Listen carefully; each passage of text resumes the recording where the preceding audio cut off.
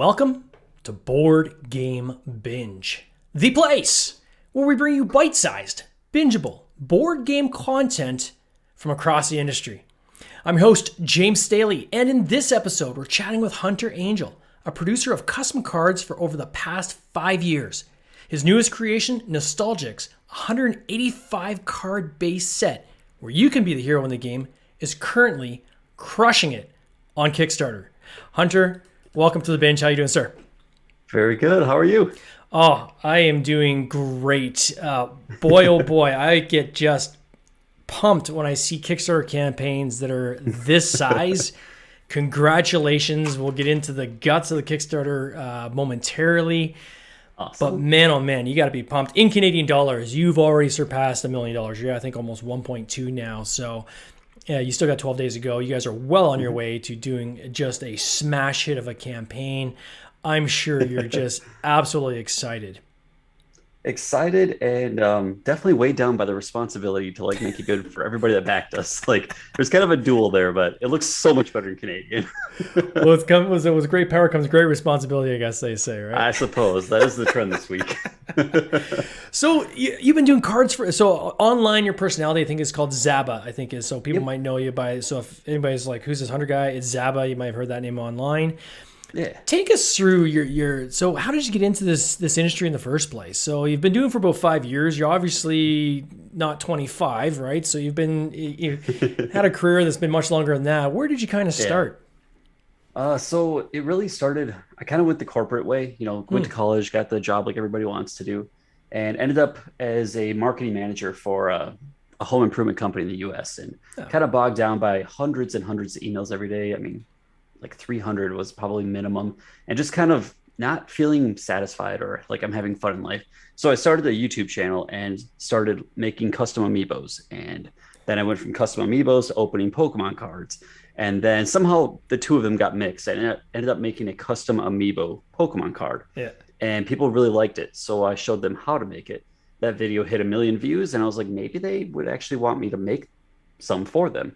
So we launched a card shop, and then I started working with people on and on until we got about as big as we possibly could in the custom card industry. And now I closed that down, and here we are making a whole new card game. Oh, it's crazy. So by very fast forwarded version, but but getting into just creating. So there's the design side, right? Obviously, and the structure of creating these cards, and we've got a bunch of people jumping in already in the lobby here. So we'll try to get to any questions they have. How did you bridge from now I've got these card designs I've come up with and people are really liking, to getting to the actual production side, right? There's a leap there. How did you kind of transition to that?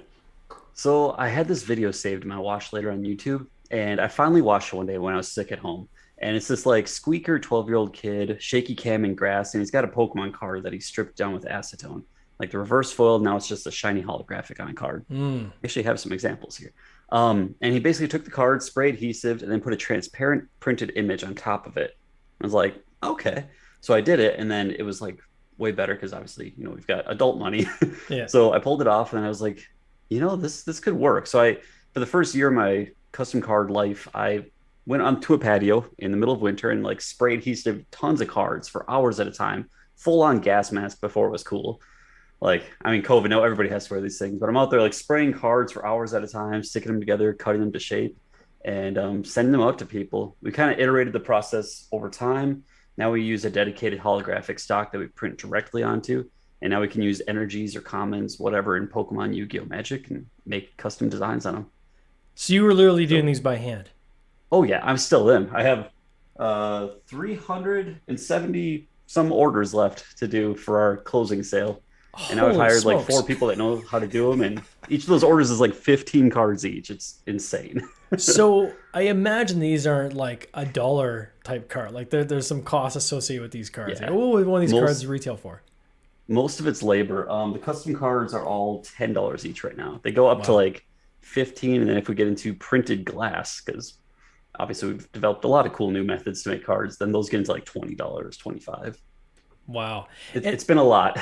And so were you ever outsourcing anything, even some of the printing and then having it come in and then, assembling the components, or you're doing literally everything in-house? Yeah, I mean, we found components that work better on Amazon, Michaels, And then we have a printer that we imported from China that does like UV printing. So straight up, if it's a flat surface, I can print on it. I've done phones, glass, any kind of holographic card, wood cards. And we kind of cornered the market. I mean, I worked with the best Pokemon artists I could find around the world. And even the first one that ever extended them, Lunumbra, like takes a card and extends it with acrylic paints. And I partnered with her so we could take scans of those and make these one of a kind, like $500 works of art and make them for the masses. And that's been revolutionary for like collectors of just the art of the card, less so the gameplay of it, but more the art. So I'm trying to get my head around this because again, I can't get over the making these things by hand. So are you All by hand. And do you have like any kind of laser cutout equipment or anything to cut things out? Those little Fiskars, like slide cutters that you cut paper with. That's step one. Then you got to stick the adhesive onto the card manually. Yeah. Then use a guillotine cutter to cut all four of the sides to get it like close, but not too close. And you got to use a corner cutter. And you got to perfect fit it and then top load it and then ship it. Every card. Holy smoke. What kind of volume? For 19,000 orders. By hand. By hand. We probably honestly shipped about like 400,000 cards, if I had to guess, between all of our endeavors. That is insane. Yeah, it's a lot. So could there not be like a laser cutter or something you could slap these into that just goes through and like just cuts them for you? Or I'm looking at my Cricut here. I tried, but even being off by a millimeter on a card is huge. Yeah. You're working with 63 by 88 millimeters. If you're off by one, the design borders, it's all by hand. I had to find people that are like as good as me to keep helping me do it. So now I have like 4 crew, and that's not even enough to keep up. Wow. I was going to say, so how long have you, so you've been now, so for 5 years, I guess you've been doing this, right? You've been doing these cards. And so you have a crew that comes into your shop and you guys spend all day basically hand cutting these cards and printing and mounting them and so forth. Yep. Wow. That is, that is crazy. Now, that's where we started. Is there a plan? Like, I know I usually ask this near the end, but now I'm just curious. How do you get to the next level of scalability on that? So at that point, we kind of worried, like, are we getting too big? Yeah. Because you start making something custom, you start getting, like, we're not even on Etsy. We just have our own Shopify account. And I worried that, maybe one day Pokemon or Yu-Gi-Oh! Or Magic might just Thanos snap us out of existence. Be like, no more fan art. So 2 years ago, I started looking for, well, how do I continue this? I have a responsibility to my artists and my crew. I've got an artist living in Venezuela that, like, I'm actually keeping him alive. Like, he has, funds that I own that I give him for his artistic work. And, like, I'm kind of his bank account right now. Wow. Venezuela's an anarchy. It's easier to just, like, weigh money than count it. Yeah. So these people rely on me to kind of have a business. And if Pokemon snaps us out, I mean, it's killing people. So I had to think what to do. So we made Nostalgix. And I kind of made our own card game, our own sandbox to play in, and our own creative pool to, have unlimited resources in. Like, if we didn't have any restrictions, what could we do with this group? Are you going to move away from then the custom cards, or is it more just to have the insurance plan set up so that you've got your exit in case that does kind of go down? So they're both like separate LLCs, but just given the time sink, this last sale we had was our Black Friday and end of store sale. Yeah. And we usually have like maybe 70 some orders a week. We had 900 in a weekend. Oh my God. So we've been backed up with that. We're currently still shipping orders from Black Friday. So I closed the shop on December 1st, and now I'm fully Nostalgix. Because even like, it wasn't like, terrible living. We definitely made our wages, and like, it's been comfy. I haven't paid myself like significantly at all in it. But even with all the money the custom cards made for 5 years, Nostalgix already has made more. So now is that just in Kickstarter revenue, or is that in like anticipated kind of orders, like custom orders? Just in Kickstarter. It's almost like, it's made a lot. Yeah. So all the custom cards we've done, we just outdid that with 2 years of design work and a Kickstarter. So monetarily it makes sense, time commitment it makes sense, but I do really feel connected with my custom card audience, and they've been so positive with my efforts through the years. So I wanted to make sure I honored them and got them all the cards in the final sale here. Yeah. And so with Nostalgix, so where did this idea, obviously getting to the next, the exit plan, or kind of what's my life raft away from, somebody, rolling in the IP and saying, hey guys, you're done. So you've transitioned over to this life raft, so to speak, which is now a boat, not just a raft. What was the thought process behind it? So walk me through the world of Nostalgix. What is the Nostalgix world all about? So Nostalgix is really a medley of all these series that I've grown up with personally, and I guess collectively as nerds that we've kind of grown up through. Um, we're finally reaching the first generation of people that grew up playing Pokemon, trading them on the playground, getting them taken away by teachers, and then still trading them anyway. And now we're old enough to actually make our own businesses. So I'm using my nostalgia of Pokemon, Yu-Gi-Oh, Magic, and even like modern games like Hearthstone, and I'm kind of fusing all those elements together to make a world that somebody can just hop in. It feels approachable, but it's still new, and it's kind of been compared to like the Rick and Morty of TCGs. Like you can watch Rick and Morty and you kind of feel connected to it in a way that doesn't make sense. Even though it's a new story, you feel connected to the characters and the archetypes, and there's just these repeating trends in pop culture that I'm trying to really drill in on and find their source material and like recreate them in a fresh way. So there's enough familiarity there, I guess, that if someone is kind of coming in for the first time, they're going to be like, okay, I can kind of get the gist of what this is all about, and Yeah. probably quickly determine if it's something they like, right? Mm-hmm. So And I guess like theoretically, if we could, I would take something like a Pikachu and an Agumon, fuse them together, and then like what does that character look like? Or if you take the core of Pikachu and Agumon, what could another character like that look like? And that's what we're trying to make. So I'm on the, not on the Kickstarter page, but right now I'm just showing the audience the actual website, right? Yeah. And I've got some people in the lobby here saying they love the story and everything, the history so far, which is cool. Walk me through. So there's a map. So I'm on the regions of Nostaram. So what is it? Is this like a world that you've created, and then who did the story development? Is this something you outsource? Is this something you create yourself? Kind of walk me through that. So the world of Nostram is kind of our holding ground for all these characters. In our lore, our main villain activates a spell with the Void that basically pulls all these characters in real pop culture for humans into our world. So when they fall asleep, their spirit is kind of transported to our universe. So like the Dragon Ball Z, the Pokemon, Lord of the Rings, the Matrix, like if we could partner with companies, that's kind of our loop to partner with them. All their characters are in our world, but they're kind of like jumbled together. And Nostram's our universe. The heroes that occupy it are our own creations, and all the fighters in it are also our own creations, but definitely based on a lot of the mythos of currently existing IPs and like their source inspiration too. And as far as storytelling and world building go, Vimart is another massive artist friend of mine. He's really taken charge and helped me kind of like co-forge this world. I'm looking to hire him on as art director actually in this next year here. Wow. He's aware of it, so it's not like a spoiler or anything, but we're looking to continue building the story, and we both kind of worked cooperatively to design the world and the characters and how they interact with each other. And there's different factions, is there? Or like how do the different, because you have like, so for instance on if I go to your main page, you have like all these different logos and so forth, which seem to be like almost like factions. Is that what they are? Is there different factions, or how does this work? Sort of. So it's just like different regions of the map. They could be like groups of characters that align with others, but it's like North and South America. It's not really that we're factions, we're just locations, and whoever lives there happens to live kind of under that region. But within each region, there could be multiple, teammates and stuff, or groups of fighters and heroes that work together. But it's not necessarily the entire area is a faction against the others.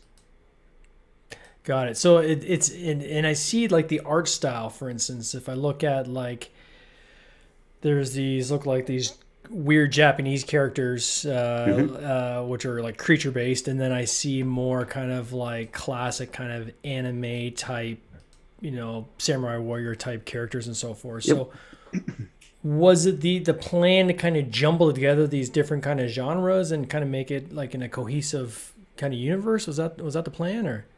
Yeah, so I really took inspiration from how Pokemon cards look in any given set.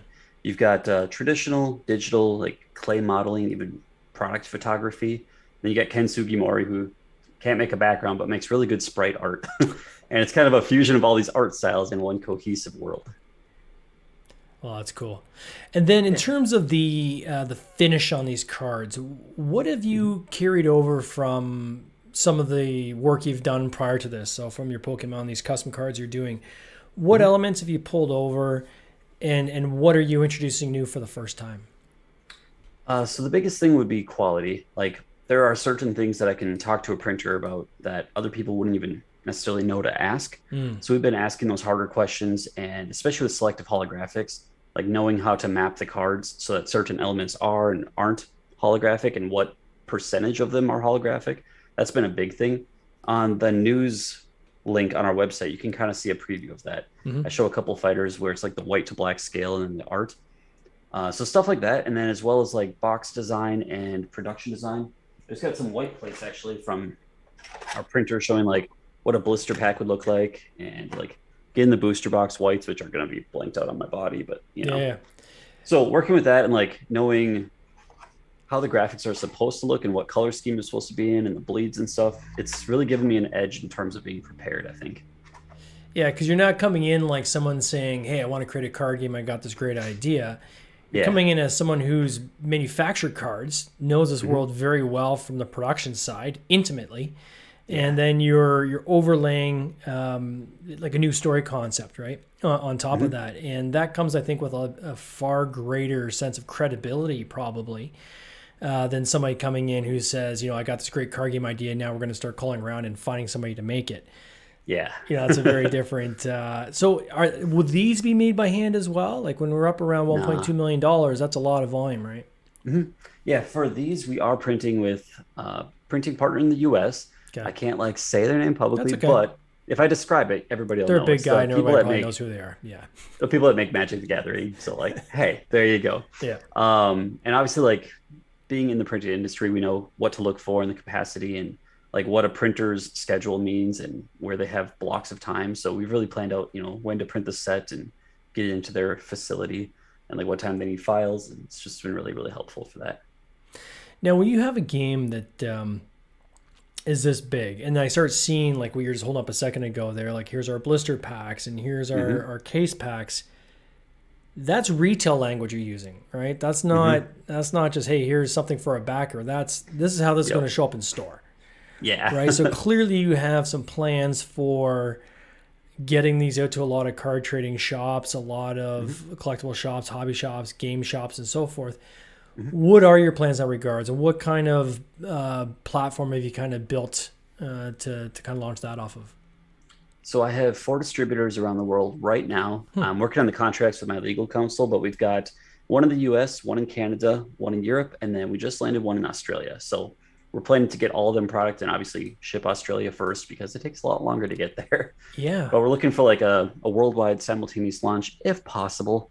That'd be greatly preferred. And I think the timelines we put on Kickstarter are like the worst case scenario in my head. We put June, but realistically, once we send payment to the printers end of January, I could be touching a box personally by like mid-April. So whether that means I can turn that around quick enough to get it to people or not, I mean, maybe I'll surprise people, but June seems to be the worst case scenario. Are these going to be manufactured offshore? Like, will you be impacted by Chinese New Year at all, or? Nah, I have been in the past for like previous projects. Yeah. One of my Zava cards things, we did metal cards, and there's so many Chinese holidays that I kept hitting them. I was like, come on, just get them here. But luckily, no, we're not printing in China. The sample cards we did print overseas. Yeah. Our promo cards are printed by a very small card printer over in LA. And then obviously the big batches from the massive printer in the US. But yeah, they'll be made in Texas, I think. Now, can you just walk us really quickly through like the Kickstarter campaign? I'm showing it on the overlays here for people to see it. So if somebody's going to back this game and they find this is something that interests them, which I'm sure a lot of people will, what do they get for their pledge? So for their pledge, you can get 2 starter decks. We basically made 6 starter decks and found 3 pairs of which ones work best together. And we labeled them as like versus decks. So you can have these two, or these two. If you just want to play with your spouse or a kid, pick it up. You don't honestly have to give me anything else. Like just pick up some decks, play it. Hopefully you like it. You can also support us on the YouTuber influencer side. I have a partner named Unlisted Leaf who honestly got me back into collecting cards. I sold off my Pokemon collection years and years ago. And then I started watching Unlisted Leaf, got back into it. And he's kind of been my hero ever since, just re-inspiring me along the way. So we put him in the game as an honorary hero. So you can get a box with him actually in the game plus 5 packs. Oh, that's cool. Or you could buy a booster box and go like the whole opening route. You can buy a case and go the whole, I'm going to live stream my opening. Like we're kind of supporting everybody out there. If you're a game store, you can back through the Kickstarter, or you can wait for your distributor to have product and pre-order through them. And we'll also have a website ourselves where you can order product. There's kind of no wrong answer. Just so what kind of collector are you? Something for everybody. So, and I see that you've got like there's a pledge level where you get literally every deck, right? Everything. Oh, that's cool. my favorite. The 249 is like, that's the one I would personally get. It's just like a, casual player, casual collector, my favorite cards. Like I'd probably aim for that. And then this the playmat. Has there been a lot of interest in that, and then how's a playmat work? Is that playmat work per player, or how is that set? Here, I'll take it off the overlay so people can see what we're holding up there. All right, so they're really high quality. I love them. It looks pretty slick. We have shipped these in the past. Like they're decent quality playmats, but we'll have the Kickstarter exclusive arts on them, and you can add them on if you want. We also have 3 different promo cards that we unlocked through stretch goals. Every backer gets one of those just regardless. And we also have a metal card we just unlocked last week, which will have your backer number engraved on the back of it, which is pretty cool. Oh, that's cool. And then we also have plushies. I got the little Kabu one here. He's cute. We also have a 12-inch tall like Voo doll that is apparently so cute. The production company was like, "Hey, tell us when you're pre-ordering these because like we kind of want to buy some." So I don't know. I think our plushies are fun. We're just trying to build a universe, and like you got to have some fun merch for it. So I've really pulled some strings and tried to get some surprising ones. We have a what is it? A varsity jacket? Yeah, I saw that too. I actually have 2 prototypes of those, and they are like amazing. I never had one as like a high school or anything, but to have one now with the turnip on it, so cool. It is super cool, and I can see like so. For instance, there's the I showed on screen here the engraved metal card. Yeah, that is super cool. And again, once you start getting to numbered things, that's when your collectability obviously goes up as well. Yeah. Now, are you like, how have you been pre-promoting this? Have you been doing like a lot of online playthroughs so people can try like on Tabletop Simulator or anything like that? Or so a lot of it comes down to they've known my work through Zappa cards. I have an email list of like 18,000 people. It's a lot of people. So it's been kind of keeping people involved with that. My social following personally is like 25K on Instagram, and then the artist network is like 2 million. So if I have everybody make a dedicated post right now, we could probably jump it further, but I'm just kind of letting it grow naturally. So it's been word of mouth. Here's development stories over the course of like the 2 years making Nostalgix. And if you guys want in, join it. I haven't done any like paid advertising. It's just been, here you go. Well, I would say that you've got a fairly wide network, right? So a lot of, and this is what happens with Kickstarter campaigns. Somebody either comes in with an audience they've built either through an IP property or through a business that they've already had or some other thing, and they're leveraging that, right? Or there's people that come in and they have to build that, right? They got to try to build an audience. And that's where a lot of the investment comes in, and is getting that audience. Is the audience is what generates the awareness, right? But if you don't have an audience, that's where it gets really costly to build that up in the first place. I'm really in the business of making friendships. Like I always call people friends on here because A, I don't know their genders. It's just a great hack to get past that. And like B, I have a Facebook that nobody knows what the heck I do. Nobody even knows anything about Nostalgix on my Facebook personally. But I go online and there's my family. Like, these are the people I care about. So I'm glad they're here for the trip, and I'm excited to play games with them. But we do have a tabletop sim mod. So if you do want to play, you can right now on our Discord. So you go through the Discord. So how would they find that Discord? Like, is it just Nostalgix? Is that how they find it? Or Yep. So as of last week, we're actually on Discord Discovery. So if you search Nostalgix, it'll pop up. Otherwise, discord.gg/NostalgixTCG. That'll pop it up as well. That's sweet. Is there like or the community tab on the website? Again, I'm thinking back to your handmade Uber Premium cards. Is there going to be any opportunity for that to come into the Nostalgix? Because it's a world you've known very well now for 5 years. Like, something's telling me there's got to be something there where there's going to be some extra special kind of pixie dust you can throw on this with some handcrafted stuff. Is that coming? Or? Indeed. Yes, absolutely. So it's been like a not really super held secret, but we're definitely going to continue making cards. They just won't be other people's cards. Like I we're going to gotcha. take that idea of the crew coming in and making them, and we're going to make custom hero cards. So starting this month, if I can pull it off, or very early next month, you can upload an artistically created image of yourself or like your kids or any character that you've got the rights to print, and we will put it on our template and print a card for you with an official Nostalgix back, and it's tournament legal. That's cool. So literally, it's a proxy of any of our currently printed heroes. Right now, there's 10 of them. So you can take any of their health and hero abilities and like put that on your art, send us the file. We'll make it in like various holographic forms, tournament legal. That is crazy, and you keep throwing in the tournament legal there. So is this written somewhere? So someone, because you're the one that's creating the world, right? So Yeah. you create the rules. So you'd say that Mhm. if somebody's got a custom card, then it's tournament legal. Yep. And since you don't have to shuffle your heroes, literally anything can be a hero. You could have a 3D printed character. You could have a Coke can. You could use a Canadian dollar. Tournament legal. I don't care. Oh, that's crazy. It's great. When will the tournament start? When do you anticipate the first kind of big Nostalgix tournament kicking off? So I'd like to do one a quarter in 2022. And then at the tail end, I've kind of teased for our $1 million stretch goal, which I think we have a chance of hitting, that we'd have a world championship in December in Minneapolis, which is hilarious to me because it's going to be so cold. But I kind of feel like Mewtwo inviting people through a hurricane to come battle the best trainers in the world. And I kind of want to pull it off. So if we did one a quarter and then had the best of the best kind of come up here and have it also have a bazaar and an artist alley and just like a meet and greet for the Nostalgix people, people would come whether they're playing or not. You could do exhibition matches with other fans. It'd be a good time. So two things. One is I want to be clear. You are going to hit $1 million. I mean, you got 12 days to go. There's no doubt in my mind whatsoever that you're going to hit $1 million US. You're already at 1.2 Canadian. Yeah.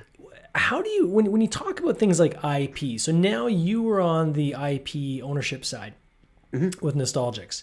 Yeah. So as you build up this world and tournaments and collectabilities, it seems obvious to me that there'll be other people now looking to create businesses based off of Nostalgix, right? Yeah. Them doing their own custom cards and Hoping. so is that something you're encouraging, or how have you mapped out dealing with that? Yeah, so actually, just in the tail end of my Zaba cards business, somebody asked if I could make custom MetaZoo cards.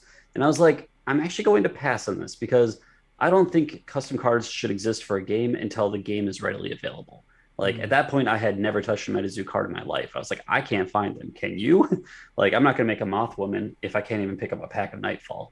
Yeah. I've recently found a couple. So I think when Nostalgix is available in stores and you can actually get it, like I'm completely fine with custom cards, and I actually encourage it. Like if you've got a good idea, I mean, hell, I might just take it and use it for a future set and be like, "Thank you, here's $150." But like, if you've got better ideas than me, put them in our card ideas zone on our Discord. I'll take it. Like I'm open to anything.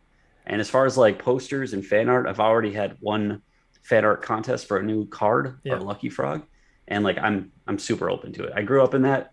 Absolutely appreciate you guys. I'm not going to shut you down unless you're like putting blood on a card. Then I'm going to be like, please don't. Yeah. Like follow our brand values, and that's really something I drilled home when I was making the custom cards for other games. Like, don't put Misty not safe for work on a card. Stay within brand guidelines. You're going to be okay. So on that note, you're essentially, it's a sign of success, right? If this is everywhere to the point where people are starting to customize their own versions of the cards, then that's a sign you've made it. So you're cool with that. You want to stick within the brand guidelines, hopefully make those custom things with you, right? And some of the things that you're going to set up coming up. And in cases where people aren't, they're doing the rogue thing, then I guess you'll have to deal with the IP at, the compliance at that time. What's next on the horizon? So what's the overall vision for this? So I'm starting to kind of see the picture here, how this is going to be the next big thing, right? In terms of card trading and so forth. I think you're well on your way there. You got the experience level certainly to get you there, which I think is really cool. Where do you see this, like as you look out on the horizon, where do you see it getting to? So I've had this 5-year plan kind of underneath a Nostalgix sign in the back of my background here, which you probably can't see. And ideally we come up with like 1 to 2 sets a year. One seems too low, so probably like 2 decent chunky sets a year. And we build that up. We have a Secret Shards program on Patreon right now that is like 5 to 10 dedicated promo cards every single month. So it's kind of our take on Secret Layer. And we really want to foster that and use that as like a new place to onboard new artists and even partnerships with other companies. So I've constantly said, like, if we had a Temtem invasion, that would be amazing. I want to work with these other companies that maybe have IP that don't have cards and invite them in. Or if Digimon wants to partner up one time, we'll be like, okay, here's part of a set. Now we have a Digimon invasion. I really want to be kind of the catch-all Avengers of card games, or the Rick and Morty, where people can come here and they can have this collaborative space. And I guess Smash Bros is probably a more accurate term, but like the Smash Bros of card games. Yeah. I want everybody here. So if you guys want to partner up, I mean, even like MetaZoo, Akora, like Polywog, Maelstrom, like anybody, I'm open to talk. Give you a call. Oh, that's awesome. This campaign, I can't wait to see where you guys end up. Certainly you guys have got your act together on this. There's no doubt about that. And to generate the amount of volume you have already, just leveraging your community without actually investing a lot in marketing, I think is pretty commendable. I want to wish you all the best of this campaign. We'll get you back on the podcast maybe next year when we're talking about this tournament of all tournaments, and we'll see where it goes from there. You're going to need a shovel to get there, but hey, it'll be a good one. Sounds good. All right, 100. You take care. Cheers. Take care. This has been an episode of the Board Game Binge podcast, hosted by James Staley, produced by James Staley and Mike Bruner, with original music by Nick Smith. If you would like to watch these interviews live, simply join the Facebook group Board Game Binge, and you'll get access to live interviews, giveaways, and interesting board game content from across the industry. I can't wait for you to join us. See you next time.